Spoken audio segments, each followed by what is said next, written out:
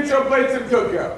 Where'd you get your soul from? I've been a fan forever. Bro, how'd you get here? Whoa, that was a layered question. Oh my God. I said one. This motherfucker had a TED talk to himself.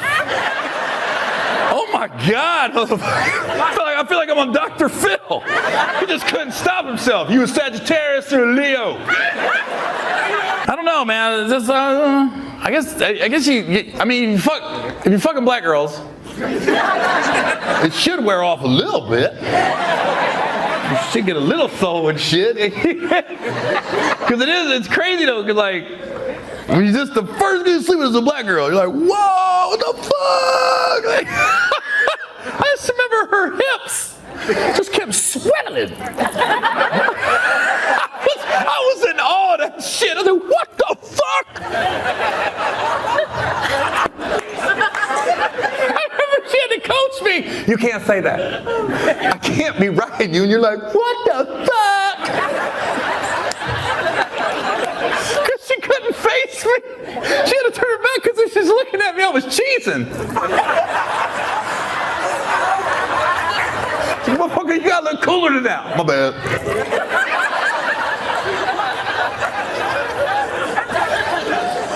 I can't help it. I just want to smile.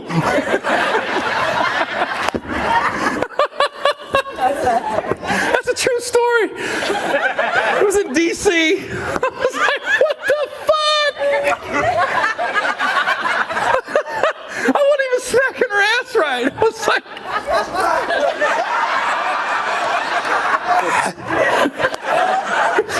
she said, smack my ass. I literally went. You gotta smack that shit. That? No. That kind of hurt my hand. It stung a little bit.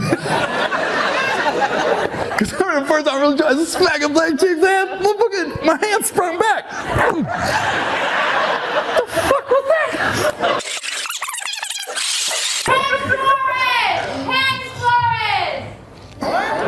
Oh, my shirt. Yeah. Oh, yeah. This guy, he's a comedian, passed away a little while ago. Yeah. Well, you know what I liked about it? They did something cool, because I don't really donate to GoFund because you don't know where it's going. Because I'll put it like that. I had a buddy pass away a couple years ago, and they asked for GoFundMe, and his funeral was coming up it was like $3,000 short, right? So I donated the last $3,000, and then I noticed the funeral went from 10,000 to 20. I was like, wait a minute. What the f just happened here? And so I was like, oh, she hustling. Like his wife was hustling people out of money. I was like, oh, I just. And I never knew his wife, I just knew him, right? So what Ken did was cool. So he passed away, and then instead of GoFundMe, they put a post out there, like, go to his website, and they restocked all his merch, and just buy merch. So I went and bought just a gang of shirts. So that's a better way to support, and you get to, wear his stuff. So, yep. I never got to meet him. Yeah, he was a young guy, like 28. Never got to meet him. He's been here. Huh? He's been here. Yeah. He does, yeah. Yeah. He seemed like everybody I talked to was like, he's a great dude. And then I looked at some of his interviews and stuff. I was like, oh yeah. We would have vibed for sure. So it was cool. Yeah. It's a good shirt. It's quality. It's not Gildan. Those cheap ass Gildan t-shirts. You wash them motherfuckers one time. The sleeves are out here. The torso's tight as. You guys gonna be like, who the fuck is Ken Floor? Sorry, the ES shrunk. Yeah, no, it was a good dude. How old were you got your first one? 18. What was that? It was a bow. A bow? Where's that at?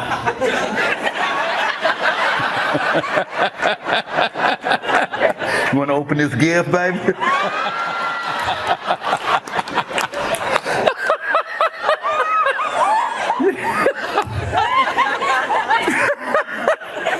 That'd be funny. You got the bow here, and underneath it, lucky you.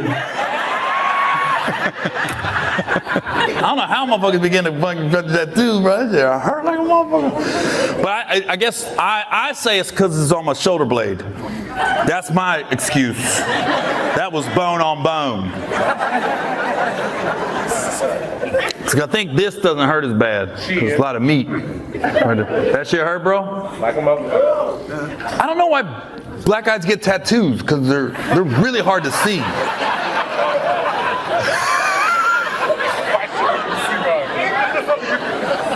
Kind of like those old milk commercials. I don't know why they ever used white guys. Remember when they had those milk mustaches? It always was better with like Jordan or Marshawn Lynch or something, because you could really see the milk mustache. Every time they chose a white dude, I was like, what is that? I thought they got Joe Montana from Milk. I can't see that milk mustache. Just like when you watch UFC or boxing, fucking white guys, we get dotted up, we bleed, we look fucked up. Black guys, they bleeding. You can't really motherfucking tell. I was like, damn. They go, man, his face is fucked up. I said, not really. Then they take the cloth, there's blood on it, and I go, I didn't see that shit. Tattoos makes it easy for Christmas. Yeah. Yeah. So come on, let's go get one. I got you. Right? Damn, that's probably cheaper than fucking Louis Vuitton. Just get LV on your back. That's crazy. We did go get tattoos. We just went and did a tattoo date and she got LV. I got it. You got Louis Vuitton on? You're lying. No fucking way. I'm playing the lotto tomorrow. Fucking Louis Vuitton. Nah, motherfucker, my arm is Louis Vuitton, bitch. You sure? What you get, Gucci? No, I got Nibbler from Futurama. Oh, Futurama, okay. That would be funny if you got Louis Vuitton and you got like Kohl's or Ross for less. I'm more of a saver in this relationship.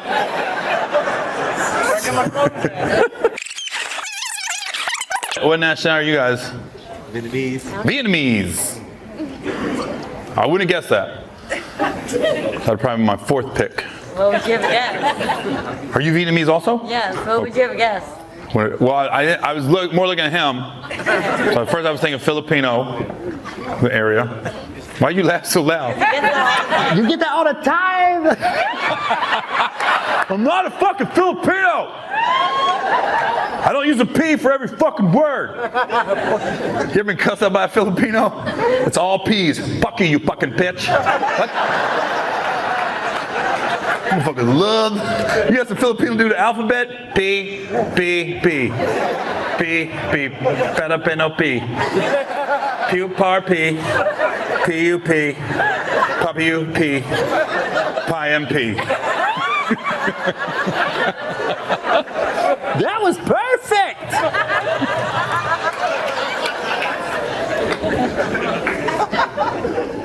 Well, I definitely wasn't going to say North Korean.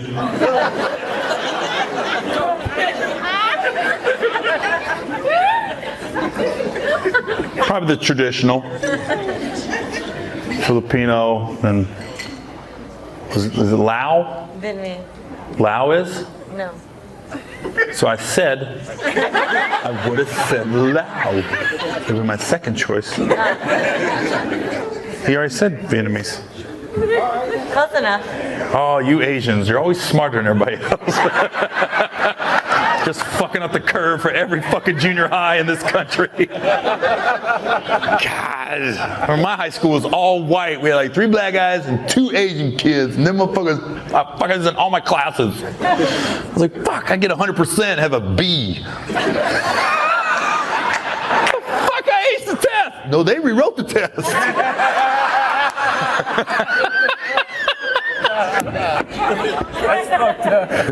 It's true though. Come on, it's fucking true. Asians are smart as fuck. I guarantee these motherfuckers are brilliant. What do you do? Right? You got good grades in school, right? Yeah.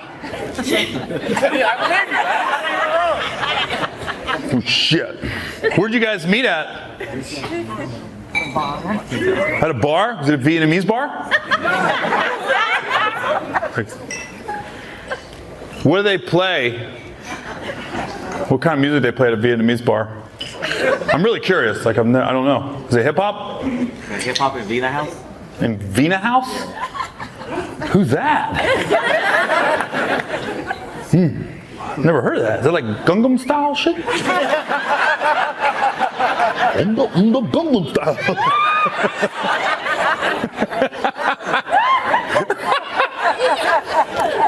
Ain't nothing like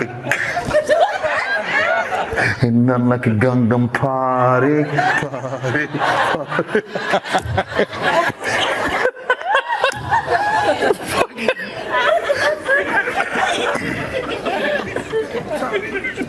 Well, thank you guys for coming. I don't know shit about Vietnamese people, so I don't have any jokes for you.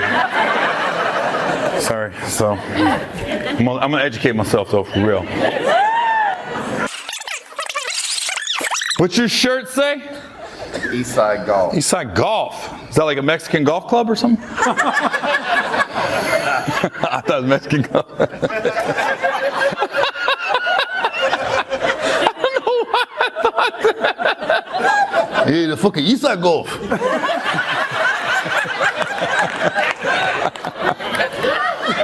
Hey, you remember when Hector got the hole-in-one? That was crazy.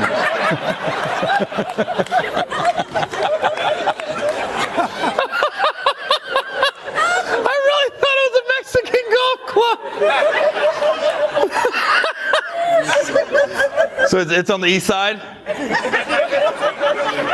It's two black guys that run it, Juan and Earl. They went to Morehouse College. The black college? Yep. It's out here in San Jose? They're in LA. Oh. The company's there. Okay. But they played collegiate golf. They won a championship. At Morehouse? Yep. Okay. Was that company? Was that how stiff was the competition though? Like at a black college? Like seriously? It's not like they beat Stanford. Let's be honest. I don't know. Morehouse. I can see brothers playing golf at an HBCU. Hey man, you can't do that. Hey, fuck all that shit. This is my motherfucking golf course, bitch.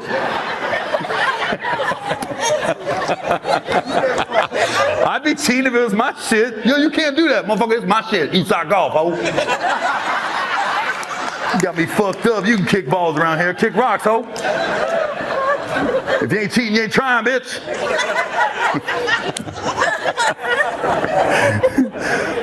I'd rather go to a black-run golf course because then you wouldn't have all the uptight motherfuckers. Shh, quiet. Shut the fuck up, bitch. Ain't nobody pro around here. It's like when you go to the YMCA and motherfuckers pick up basketball too serious. Motherfucker, you fouled me, bitch. Oh my God, take the ball. I'm on lunch break, bitch. I'm not here to fight or argue about golf. You busting your ass last night. I didn't see it on ESPN, so I don't know. That's always a good feeling as a white dude, man. When you play basketball with black dudes, they fucking call you the NBA white player name. You feel like you balling like a motherfucker. I see you, dirt. It's like the ultimate sign of respect. Because it was like Larry Bird for the longest. I got so sick of that shit. Then like Andre Karolinko was like one season. And then it was just Dirk. And now you got Luka. Okay, Luka. You be playing hard as fuck.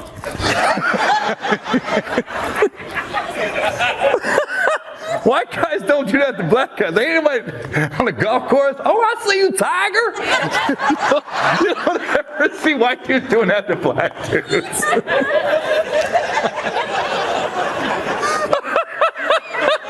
You don't see like people playing tennis. You don't see white women looking at black women. You're really good, Serena. Look at you. Gary, Worst thing about Mexicans. see you. What's that? 700 miles. You drove 700 miles? From where? Boise, Idaho. Boise? Yeah, you had to come here. 'Cause that's not on the routing right now. Boise wasn't on the schedule lately. Oh my God, Boise, what do you do there? Top golf, baby. You might want to tell your homeboys. Come to Boise. I know. I did it once. I did Boise State once. That was it. That's the only time I've been to Boise. It's very clean. Remember, I could breathe. I got off the plane. I was like, what the fuck?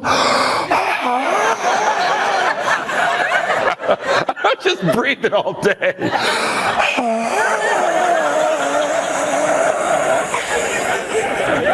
I felt like John Coffey in the Green Mile when he was coughing all this shit up.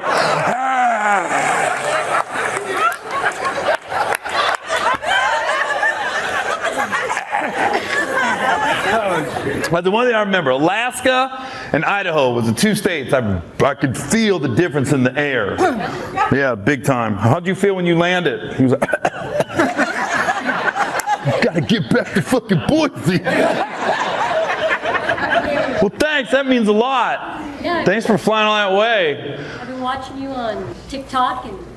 Do you guys have BET in Boise?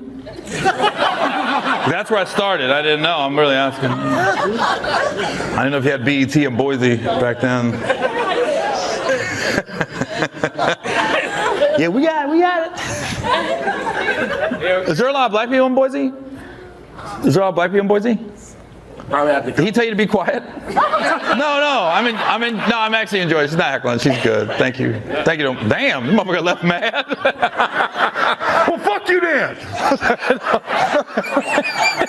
I think he was mad because you walked away with no arm swing. Well, fuck, motherfucker.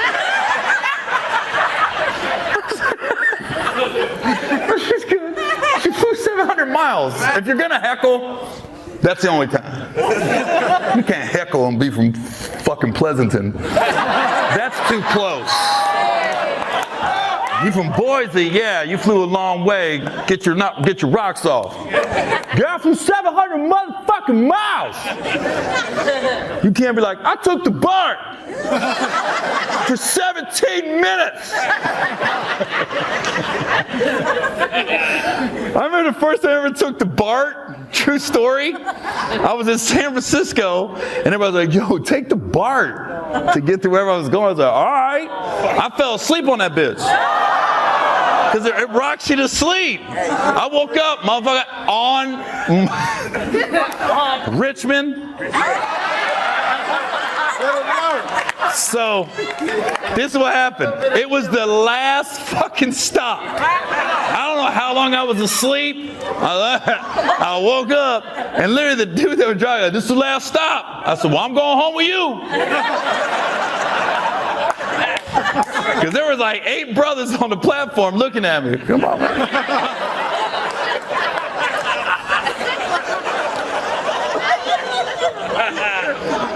Fuck that. I rode that bitch till I saw a Fuddruckers. I've never seen nothing jump off near a Fuddruckers. So I thought it's got to be good if there's a Fuddruckers. Ain't no Fuddruckers in Richmond. You got Fuddruckers in Boise? Yep. Yup, you do. You know what the BART is? Don't. Don't let nobody convince you to take the BART. It's comfortable, you fall asleep, but motherfucker, you wake up at the wrong stop. I'll never forget that as long as I motherfucking live. Richmond?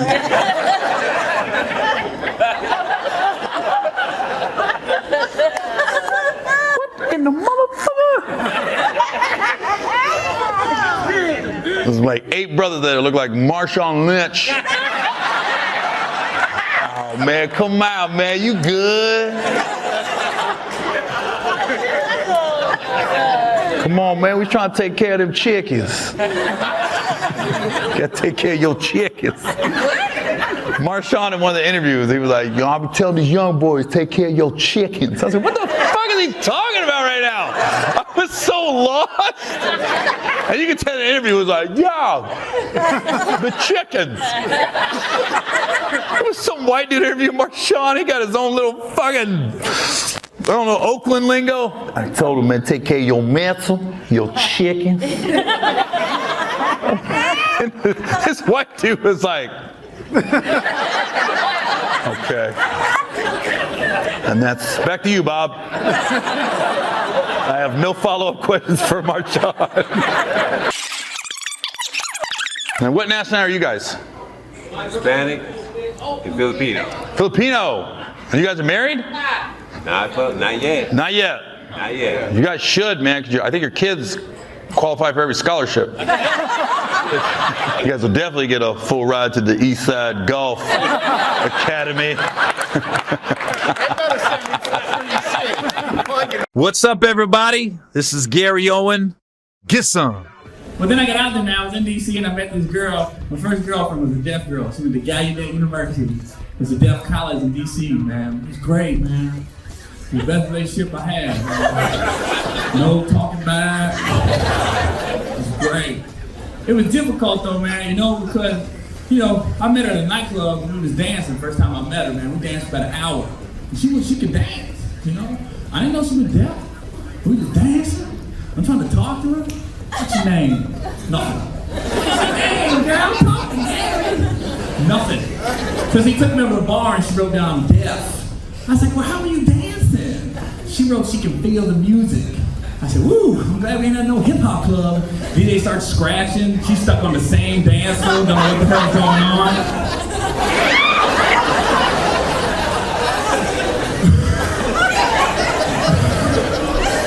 She fell in love with me, man. She fell in love with me, man, And I liked her, but I didn't love her, And she used to always want me to tell her that I love her. She always asked me, tell me you love me. What? Tell me you love me. I'm like, if I used to say olive oil, it's like the same thing. You could only read lips. I'd be like, olive oil. Olive oil. I love you too, Dad. I love you too.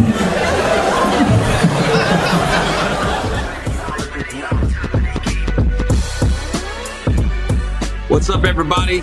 This is Gary Owen with the Get Some podcast. You can listen to it on iTunes.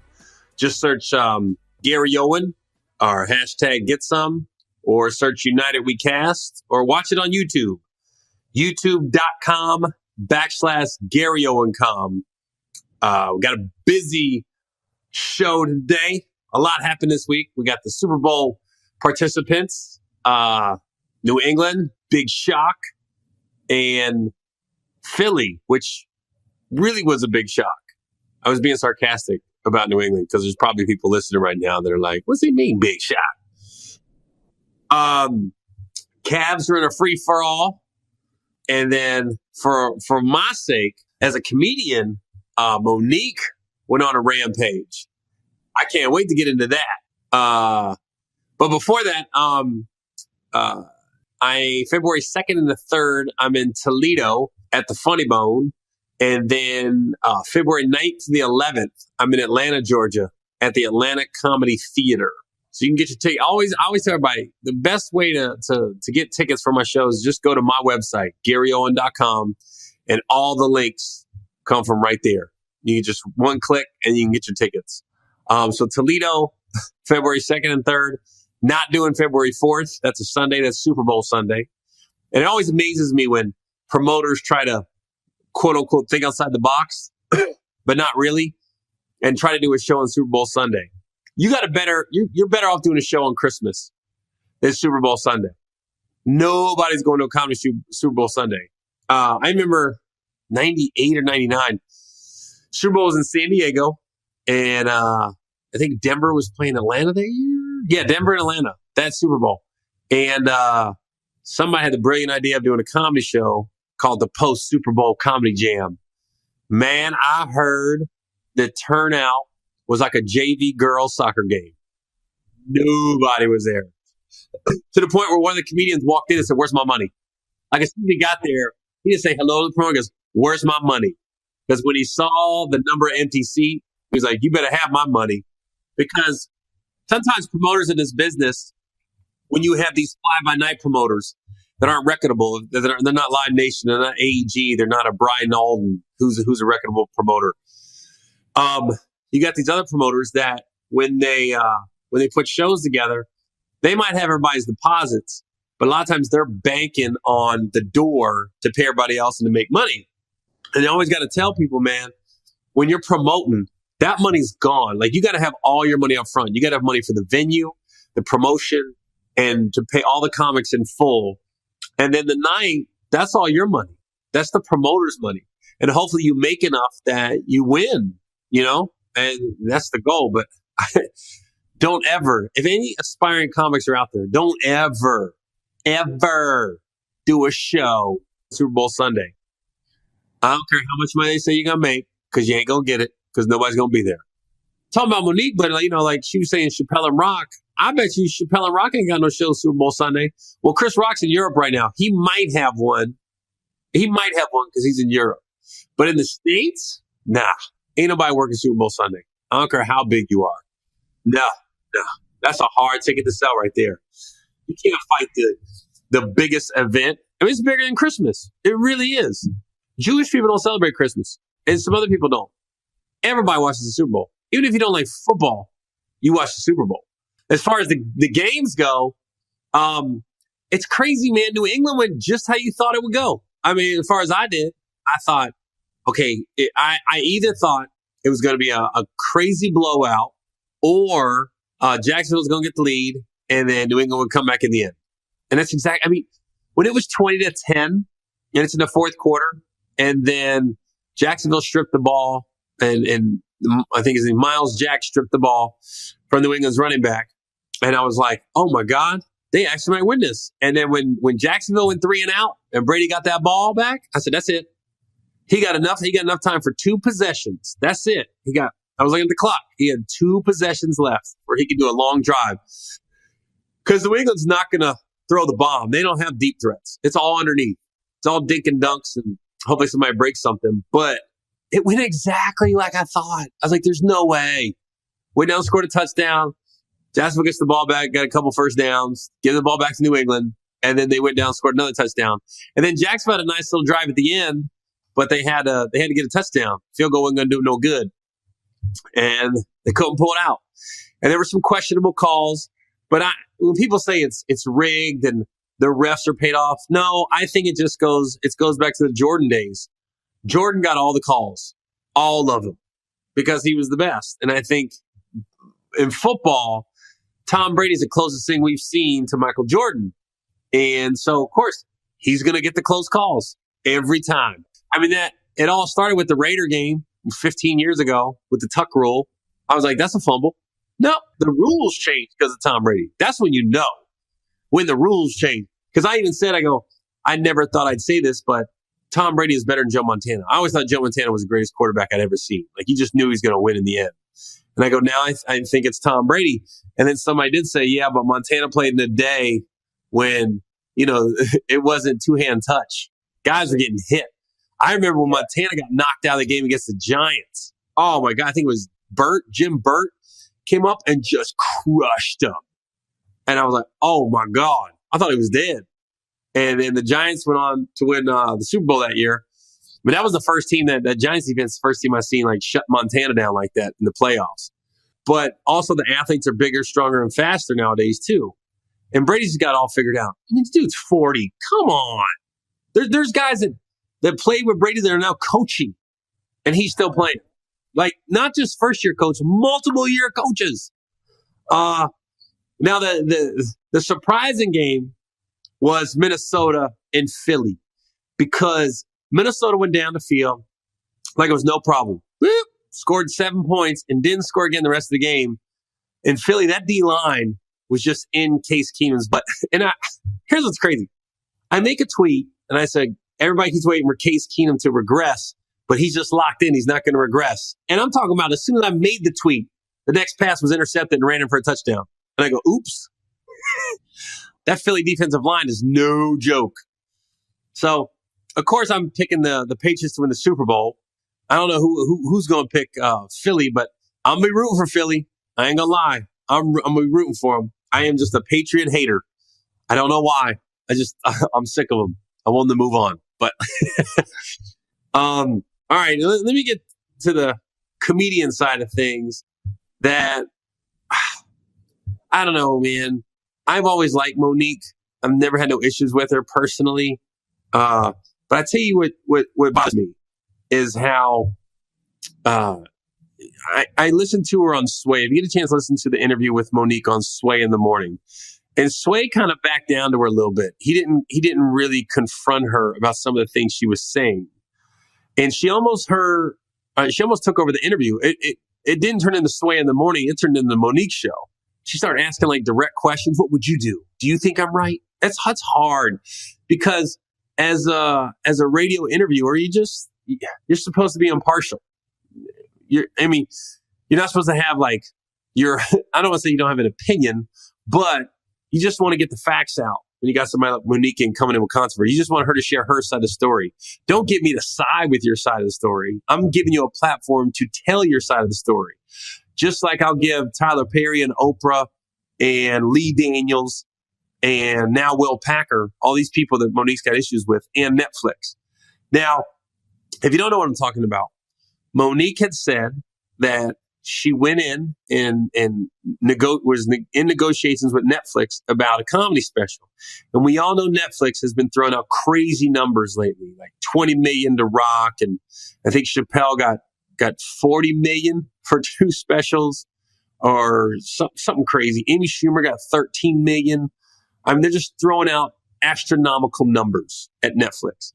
So Monique went in, I'm sure she thought she was going to get a multi-million-dollar offer. Well, Netflix offered her $500,000, and Monique was offended by that. So she went on Instagram and asked everybody to boycott Netflix for gender and racial bias. And I just thought, you know what? That stuff happens, and it exists, no doubt. But not in this case. It really doesn't.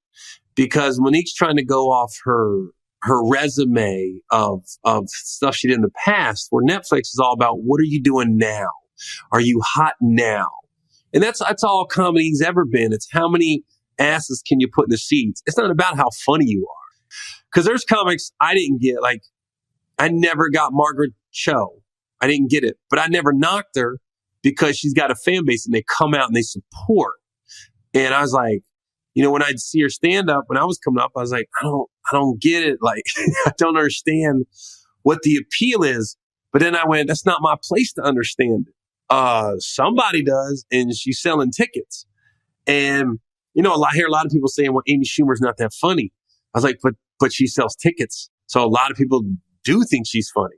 So Monique went on this, and then she tried to compare her speaking out to the women speaking out about Harvey Weinstein and all this other things. And I was like, that's not even close.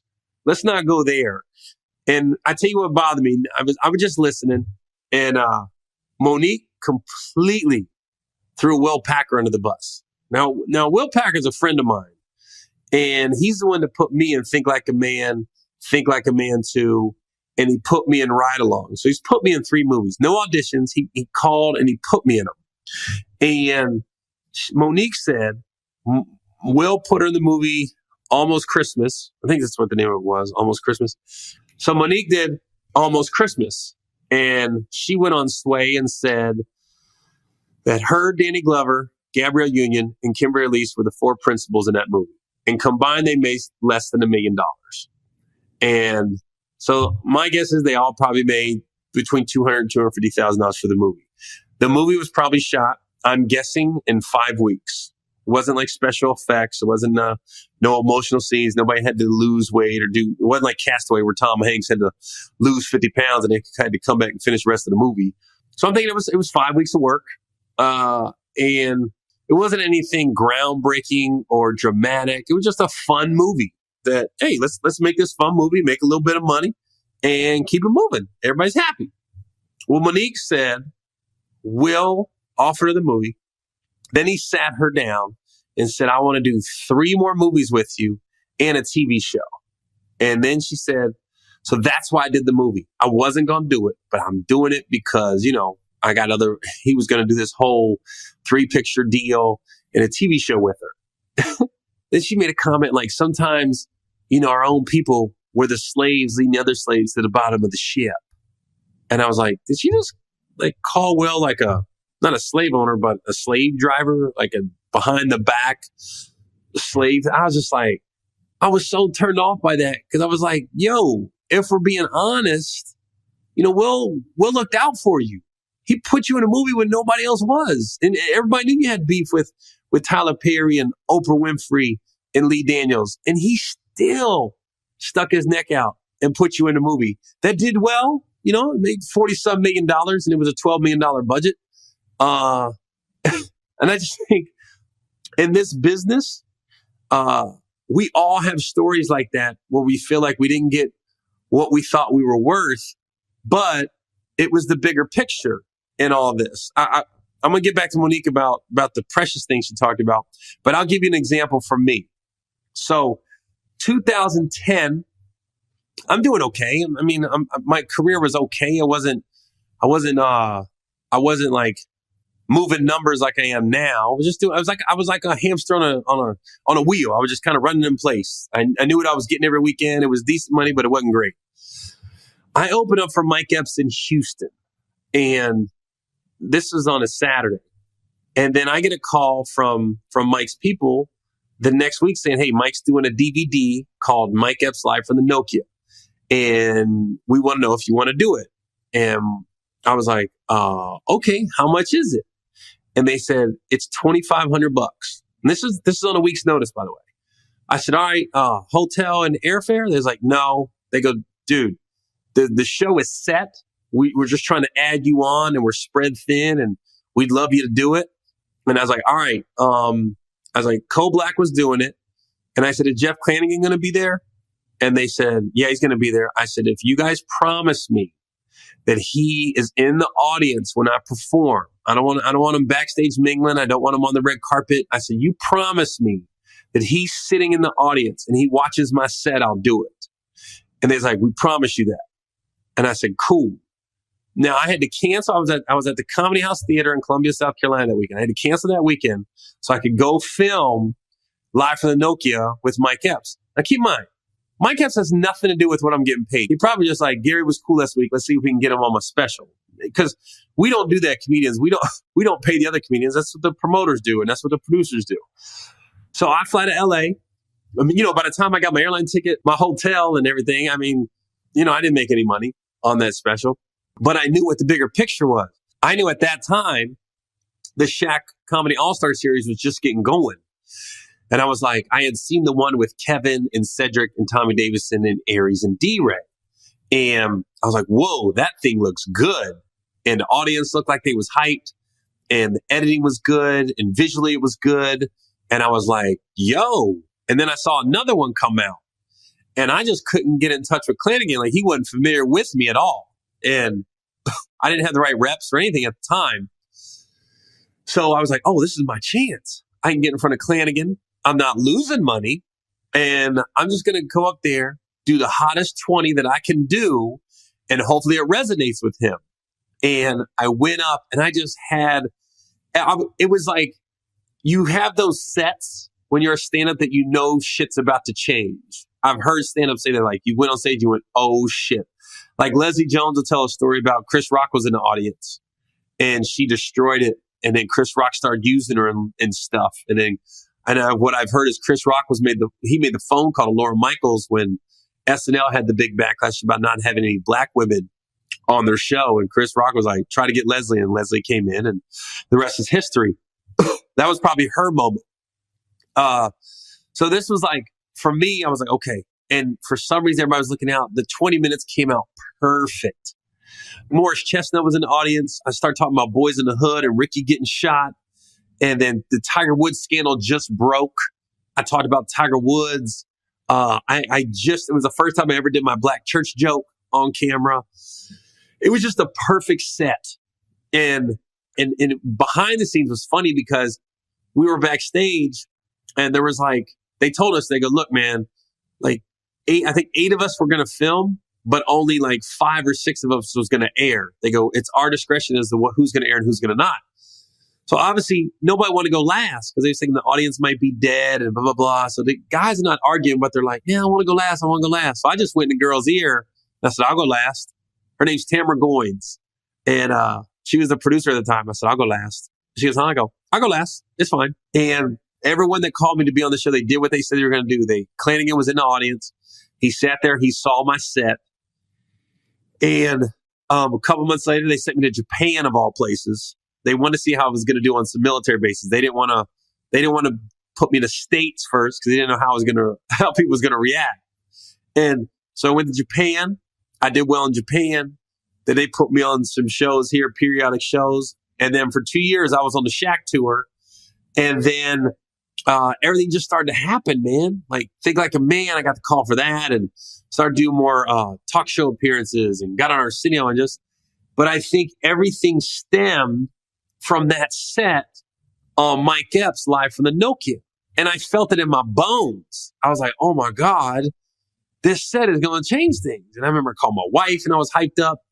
And I just say that because now here's Monique, who, she's honest with herself, yeah, you have a lot of credits and a distinguished career that nobody can deny, but you haven't, as far as stand-up, you haven't been out there for a while.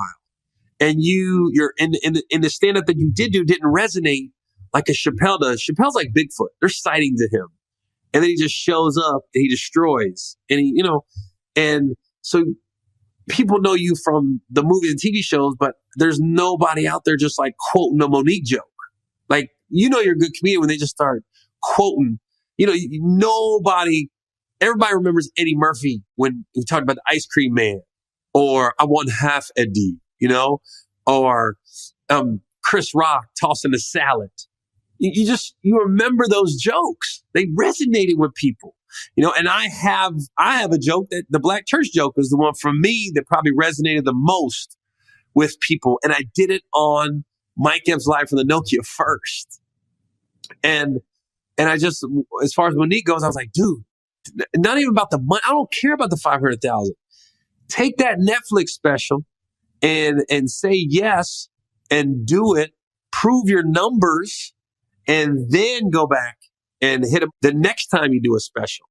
But it wasn't racial and gender biased. You can't say that Netflix is, for one, you compare yourself to a white lady and two black dudes.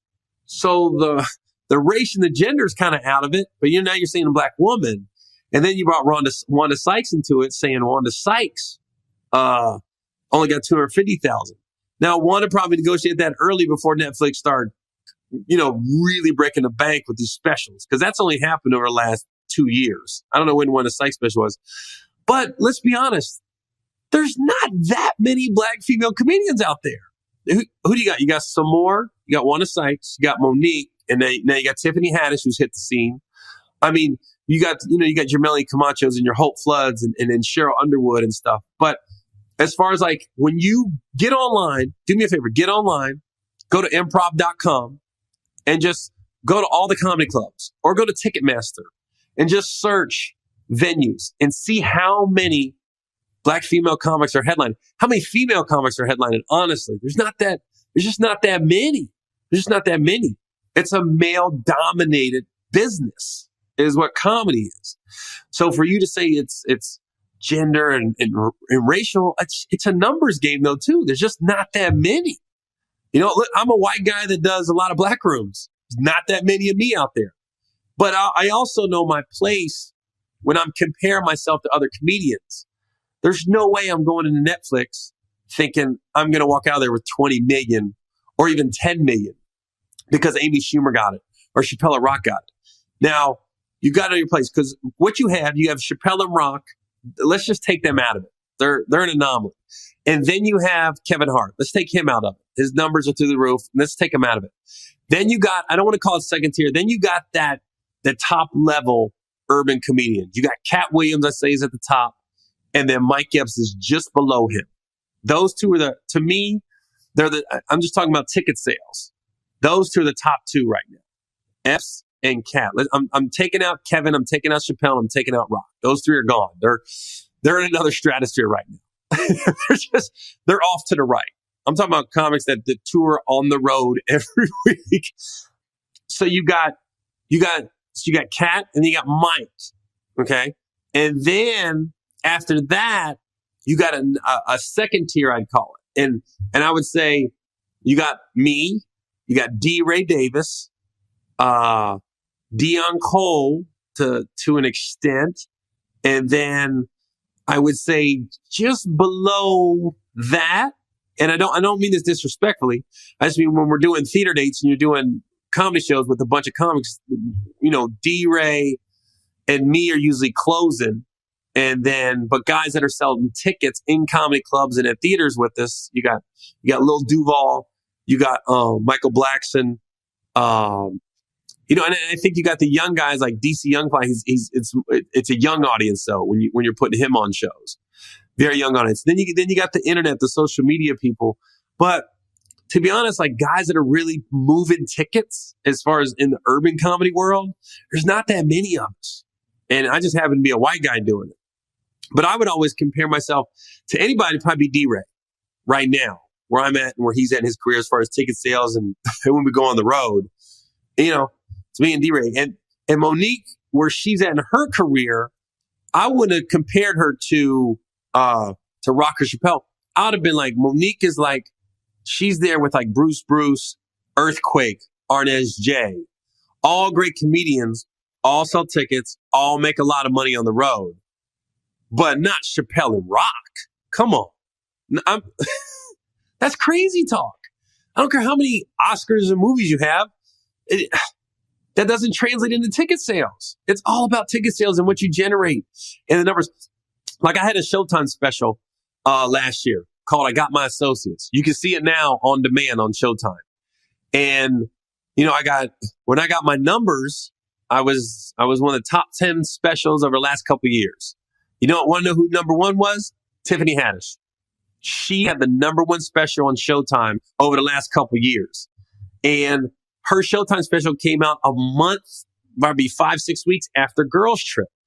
So of course she was just hot at the time. So if I go back to Showtime and I want to do another special, and I find out, let's say I find out Tiffany Haddish got $2 million for her show, for her next Showtime special. I know I'm not getting that because her numbers said she had more viewers than me on the last special when it premiered. So I know, I was like, oh, okay. Even though we might go on the road and I might sell more tickets than Tiffany, or we might do a theater date and she'll go up before me. Doesn't matter to networks like that. You know, they're just looking at numbers on their network. And Netflix has a formula that clearly works because they are changing the game as far as how entertainment is looked at. Hell, they just had an Oscar-nominated movie, Mudbound. Mary J. Blige just got nominated. That wasn't in the theaters. They are changing the entire entertainment business and how people do business. And it's like, I went into Netflix and I pitched a TV show and it didn't go through. And I remember people saying, like, when I went in, like, you got a good shot because the head of Netflix or the head of whoever I don't want to say sitcom department, whatever department I was pitching my show to, is a white guy married to a black lady. And that was like, oh, you got a good shot because my show is going to be married to a black lady. And they still didn't pick it up. Now, I didn't say it's racial or gender biased or they're against the interracial couple on their network. No, that's not it at all. I was like, it wasn't meant to be. It is what it is. Hell, I've pitched a show of different variations of my life on every network over the last 10 years. You know, I've gone in every 2-3 years. I don't go in back-to-back years, but every 2-3 years I go in of where I'm at in my life or a different variation of my life. And I go and pitch the shows. And most of the time there's no black people in the room. Every now and then there is, but most of the time there isn't. So I got to pitch a show about me married to a black lady or dating a black lady or mixed kids. And I'm looking at it, I'm like, I don't know if they get it. I don't know if they get it. But I'm not going to get on social media and Instagram and totally go off on ABC or CBS or NBC or Fox saying, oh, it was racial. They didn't pick up my show because it was racial. No, because I'm going to go back and I'm going to pitch it again. And I just, one day, God willing, the right person will hear my pitch and somehow pick it up. You just keep it moving. There's been numerous times I didn't make the money I should have made on movies or TV shows. And I did it because I saw the bigger picture. And sometimes it worked out and sometimes it didn't. But it really bothered me when she started talking about Will Packer. Because Will Packer's done more and employed more black people and put black people in positions of power where they could hire more black people than just about anybody else in the last 7-8 years. And the fact that Monique is trying to say all these other people are racist. And then if I chimed in, I did a little spoof on her on my Instagram page and poking fun, but I was just poking fun. But people was going off on me like, white dude, you can't be talking about a black woman's plight like that. And I'm listening to him like, you should really listen to what Monique is saying. She is dividing more black people than pulling black people together. She's the common denominator in the divisiveness. Because it ain't Will Packer. It ain't Oprah. It ain't Lee Daniels. And, I'm like, it's not those. When Monique was talking about her beef with Lee Daniels and Oprah Winfrey and Tyler Perry, even when she told the story, and she tells the story, she's being honest about the story, but I'm still thinking, I'm siding with them, and Monique's telling the story. She said she did Precious. If you get a chance, listen to the Sway interview. It's an hour long. If you get an hour, just in your car and YouTube, pull it up. Just listen to it. She said she did Precious for $50,000. Now, Precious was an independent movie. Now, I've done independent movies, and your hope when you're doing independent movies is it sells and it goes to the theaters and it becomes like a hit. You get that, you get lucky, and that movie caught fire. But Monique was like, when the movie got bought after it went to all the festivals, she didn't get any of that money because her deal was done. She got $50,000. The person that got the deal was the investor. So whoever invested, let's say $1 million into Precious, if it sold for $10 million to Lionsgate, that investor got the $10 million. Everybody else had already been paid. And so they wanted her to go to like Cannes and Sundance and all these other film festivals. And she was like, no, I got to get paid. And they're like, nobody gets paid to go to Cannes and all this stuff. You just get flown out, put up. They take care of everything. You're not coming out of pocket for nothing. But she's like, no. I didn't get paid for Precious. I only got $50,000. So I need to make more money because I ain't got paid yet. And she said, Tyler Perry got on the phone with her and was like, yo, you don't understand. Your next movie, if you're supporting, you're going to make around $3 to $4 million. If you're the lead, $5 to $6. Go do these press junkets.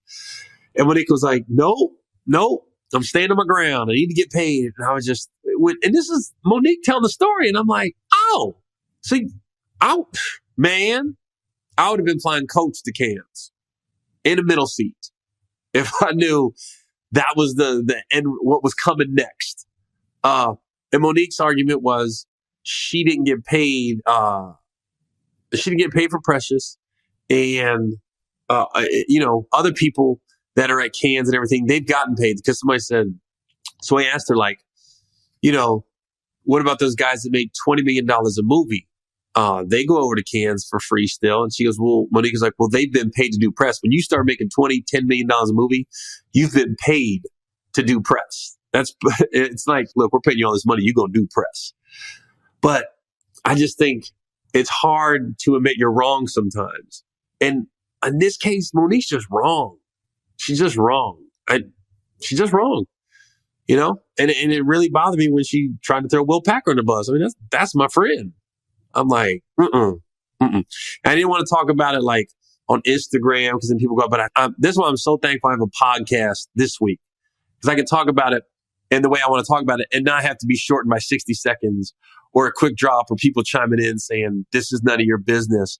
It's my opinion. And I am in the entertainment business. I know how it works.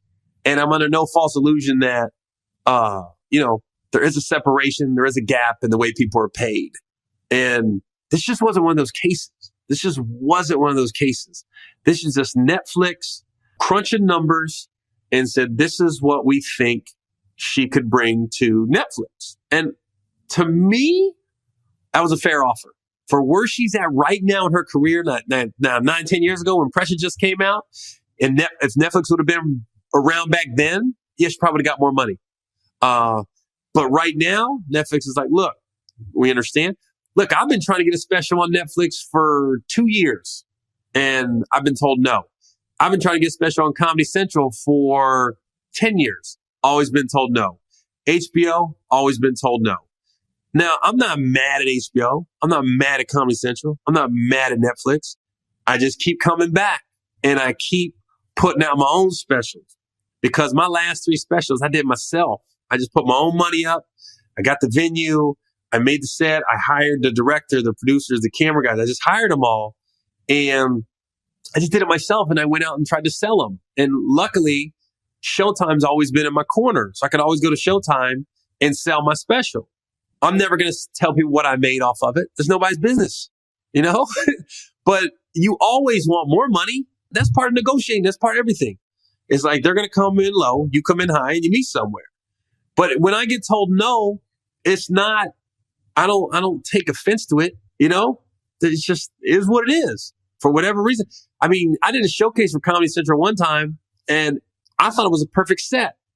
And I met with the guy that was doing the specials and talked to him for like 30 minutes afterwards and seemed like a nice guy. I got along great with him. I called my manager, like, I feel good about it. And he called back and he said, yo, Gary's funny. He's good for his audience, but we don't think he's right for our audience. So, okay. I just kept it moving. I said, that's fine. That was in December. And in January, I shot my special, my last one. I got my associates. I just said, I told my manager, I said, that's it. Everybody pass. Let's go. Let's do it. Let's find a venue. We found the Stardome in Birmingham, and let's shoot my own special. And the thing about it is, when I shot my own special, now I have the ability to cut and paste it. I'm in the editing room. I'm not at the mercy of a network. I can make sure it's exactly what I want. And I made a deal with Showtime that I can cut little snippets of my special up and post them on YouTube. So I'm drawing traffic to my YouTube page. And then I realize how many people haven't seen it. And then they're like, oh, where's it at? And then I put Showtime. If you go to my YouTube page at the very top, I got my associates on demand on Showtime. And then, you know, I already got a distribution deal in place. Once the Showtime time frame runs out, because Showtime, like, basically they're renting it for a certain period of time.